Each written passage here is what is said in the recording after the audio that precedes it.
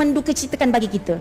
Jadi tentunya amat malang sekiranya pintu masuk negeri yang kita di pusat sudah memberikan 440 juta untuk penambahbaikan sepatutnya menjadi satu kebanggaan untuk menaikkan ekonomi kita, tetapi mungkin tersalah guna oleh sebahagian kecil anak muda kita kerana kekurangan usaha kita untuk membangunkan mereka.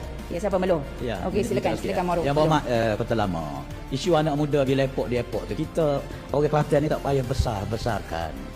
Dia duduk situ pun pada ketika itu je. Dah biarlah dia menikmati satu bangunan dan kemudahan yang baru. Kenapa kita nak besarkan? Dia pergi lepok je, bukan pergi isap dada. Bukan pergi buat acara. Dan saya pun berasa nak lepok juga situ kalau ni. Jadi tak payahlah kita yang jadi ejen kepada rakyat Kelantan membesar-besar benda yang tak ada apa pun. Sepatutnya kita sokong lagi dia untuk aktiviti yang baik dan tidak bercanggah dengan undang-undang. Terima kasih. Sudah Kak? Sudah. Inilah masalah kita. Kalau kita sendiri sebagai pembuat polisi utama kerajaan ada mentaliti seperti Melor. Ini image kita di tempat lain. Bayangkan Menteri Pengangkutan hak rakyat lagu tu malu. Melor tahu ke budak tu bukan sekadar dia lepok, tetapi dia ada aktiviti. Dan bagi saya antaranya adalah kerana saya sebut ni bukan kerana benci. Dia direkodkan. Kita bagi lagi. Kalau speaker bagi masa. Kota Lama cuma ada 1 minit. Kalau dia bagi boleh. Setengah minit. Saya nak tanya, tugas nak jaga lalu lintas ni kerja siapa? Kerja Menteri Besar ke? Kerja agensi pusat? Matu airport tu duduk bawah agensi mana? Kan dia ada keselamatan dia sendiri. Kalau dia gagal nak uruskan hak pergi situ, apa nak kaitkan dengan negeri? Jadi jangan kaitkan benda yang tak ada kaitan dengan negeri, duduk letak atas kepala negeri. Terima kasih. Okey, hak ni soal lagi. Mentaliti hak menyalahkan orang. Okey, mu tengok tu. Allahu Akbar. Aku mula-mula tengok video daripada Melo dengan Apang Putra ni, aku cakap, oh gila dah lah. Gila dah. Tak tu dia punya mentaliti seorang pemimpin. Hak seorang tu Melo tu, katanya aktiviti melepak itu aktiviti yang baik.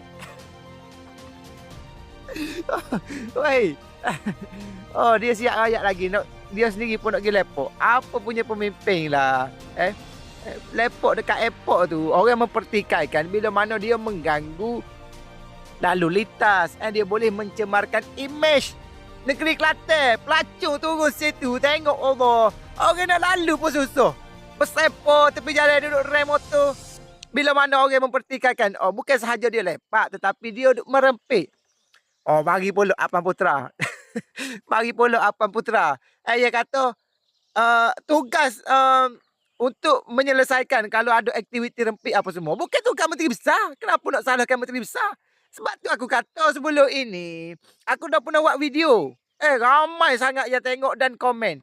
Soalnya, peranan kerajaan negeri, peranan pemimpin kerajaan negeri, kenapa airport itu dijadikan tempat sebagai tempat lepok, tempat merempik? Sebab apa? Tugas kerajaan negeri gagal menyediakan fasiliti untuk anak muda ini beriadah. Tempat yang sesuai, bukan di airport. Kau tu sebagai pemimpin, bukan sebagai walaung. Aku dah cakap dah. Aku dah cakap banyak kali, pemimpin lah walaung di Kelantan ni. Masalahnya dia berfikiran seperti walaung. Bila kita kritik dia kata, itulah contoh jawapan yang dia bagi. Apa punya pemimpin lah. Aku memang cukup malu ni. Aku memang cukup malu.